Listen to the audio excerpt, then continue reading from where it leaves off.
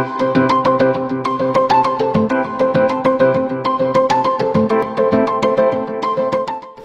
Ruka Sombolinggi, Sekjen Aman, Aliansi Masyarakat Adat Nusantara. Saya adalah perempuan dari Toraja di bagian tengah atau di punggung Pulau Sulawesi. Saya mulai bekerja untuk masyarakat adat sejak tahun 1999 ketika waktu itu saya bergabung dengan Aman. Saya tidak punya panggilan waktu itu. Saya tidak tahu apa-apa tentang masyarakat adat dan perjuangannya. Saya kebetulan dijebloskan oleh ayah dan ibu saya yang kebetulan punya teman di Aman dan jaringan pembela hak masyarakat adat. Mereka yang kemudian membuka pintu dan membuat saya kemudian bergabung dengan organisasi ini.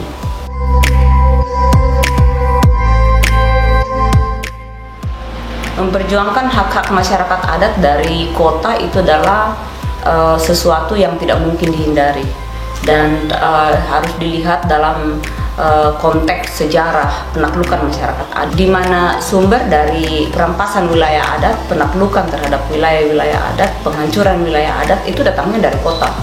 Adanya di Jakarta, di pusat-pusat kekuasaan, di mana wilayah adat tanpa diketahui oleh masyarakat adat dibagi-bagi dan dijadikan konsesi.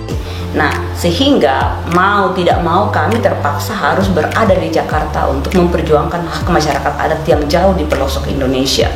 Nah, demikian juga dengan keberadaan kami di kota. Keberadaan kami di kota ini bukan sesuatu yang kami inginkan. Kami ingin tetap tinggal di kampung, tetapi situasi memaksa kita harus bisa berbahasa Indonesia yang baik dan benar. Kita bahkan harus belajar bahasa Inggris meskipun kita tidak suka, tapi semua itu karena situasi perjuangan masyarakat adat yang mewajibkan kita harus bisa hidup di tempat orang lain dan kita harus bisa menggunakan bahasa yang digunakan oleh orang lain, karena dengan begitu orang lain akan bisa memahami situasi dan perjuangan kita masyarakat adat.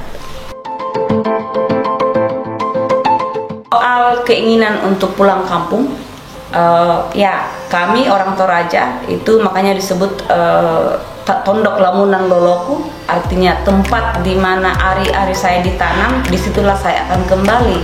Dan bahkan ketika saya meninggal, saya akan dikubur di tempat ari-ari saya dikuburkan. Bekerja di Aman, jauh dari kampung, itu harus menggunakan dan memanfaatkan dan memaksimalkan alat-alat komunikasi. Tapi itu untuk pengurus-pengurus Aman yang punya akses terhadap internet. Untuk di kampung-kampung ini yang menjadi kesulitan, dan ini biasanya kita bersilaturahmi dengan datang langsung kalau ada yang melakukan ritual, kalau ada yang sedang melakukan panen, atau ada yang sedang melakukan upacara-upacara tertentu, maka biasanya kita hadir di situ.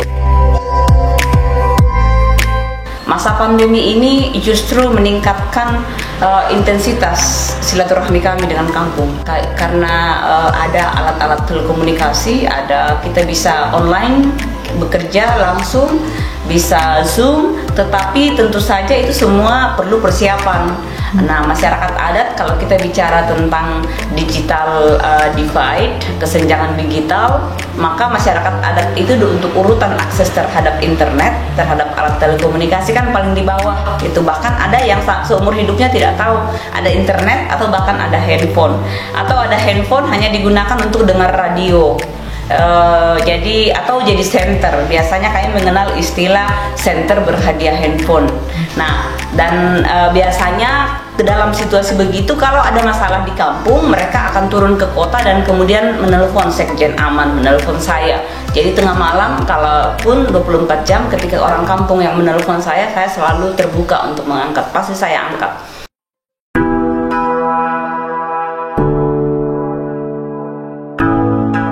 Kesulitan terberat dalam melakukan advokasi masyarakat adat adalah sesungguhnya bagaimana memberikan perlindungan hak asasi masyarakat adat, perlindungan terhadap masyarakat yang ada di kampung-kampung yang saat ini berhadapan-hadapan dengan kepentingan perusahaan. ketika terjadi kasus perampasan wilayah adat, ketika terjadi kriminalisasi terhadap masyarakat adat khususnya yang berladang atau yang memperjuangkan hak-haknya, atau ketika ditangkap dan harus membela diri di pengadilan, itulah kesulitan yang cukup besar bagi kami. Masyarakat adat di Indonesia itu menyumbang banyak sekali untuk pembangunan negara ini. Dari hitungan ekonomi, ketika bicara hitungan ekonomi, seperti yang selama ini disebutkan sebagai pilar utama pembangunan yang sebenarnya bisa dipertanyakan, itu hitungan ekonomi dari wilayah-wilayah adat juga tidak kecil. Itu bahkan pendapatan masyarakat adat dari akses langsung saja terhadap sumber-sumber kehidupan yang ada di kampung itu jauh lebih tinggi dari gaji rata-rata standar yang ditentukan di region masing-masing.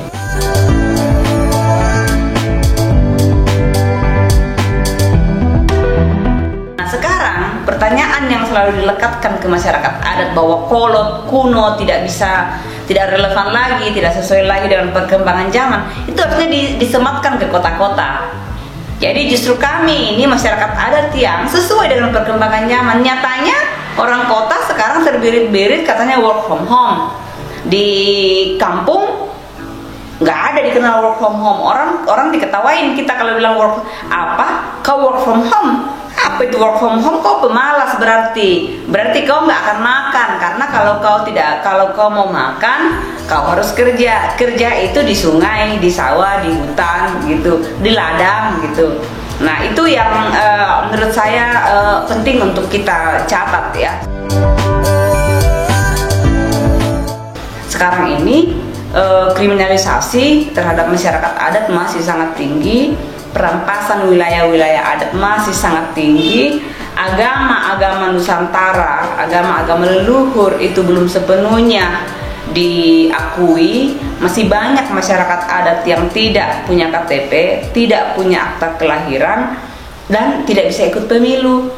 Jadi kalau orang di kota sudah mengatakan bahwa saya sudah bosan nih dengan sistem demokrasi liberal kita, saya tidak mau lagi ikut memilih, saya mau golput.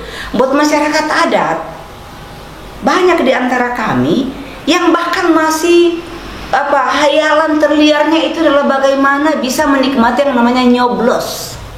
Nah, itu menunjukkan betapa mundurnya, betapa kesenjangan pemenuhan hak politik aja tuh sangat berpengaruh terhadap masyarakat adat, karena adanya perbedaan perlakuan, adanya berbagai kebijakan yang tidak ditujukan untuk memenuhi, melindungi dan memajukan hak masyarakat adat.